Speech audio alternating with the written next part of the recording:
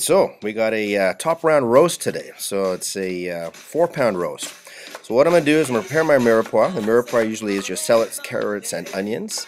I'm also going to chop up some garlic to that. So I just give everything a quick rough chop.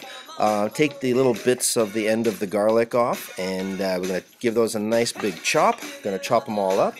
I'm also going to chop up some rosemary. Always love growing fresh rosemary. And we get this all chopped up, and then we're going to cook this in our 6-quart Dutch oven on top of the stove. So I preheat the pan, right? The water's beating, right? So it means it's good to go. I get the roast. We're going to stick it right into the pan, and I'm going to brown it for a good 5 minutes on each side. So you want to give it a good browning on all sides around, right? So I brown it on one side, flip it over, brown on the other side, right? And then just releases off the pan nice and easy. When it's nicely browned all the way around, I'm going to add the mirepoix, which is the carrots, the celery, and the onions we chopped up.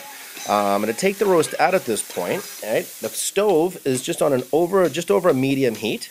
I'm going to add my seasonings to the roast. So I'm going to put a salt and pepper on the roast. Then I'm going to smear the garlic and the rosemary and all around the roast. Little bits may fall off. That's okay. What we're going to do is we're just going to pile it right on the end back into the pot.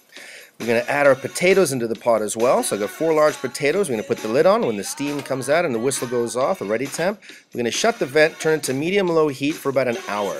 After an hour, looking good. We've got some moisture in the bottom of the pan. What we do is going to blend that up. I'm going to check the seasoning. Right, it thickens up nicely from the mirepoix that's in there. I'm going to add a bit of beef broth. I've got the Campbell's beef soup, and blend it up. We're good to go.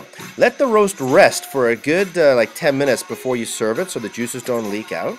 And it's nice, tender, juicy, right? We have a medium roast, right? If you want to cook a little less than this, then cook it for about 15 minutes, a little bit longer. Cook it a little bit longer. And that's the way Chef Warren likes to do it at Kitchen Charm. Happy cooking.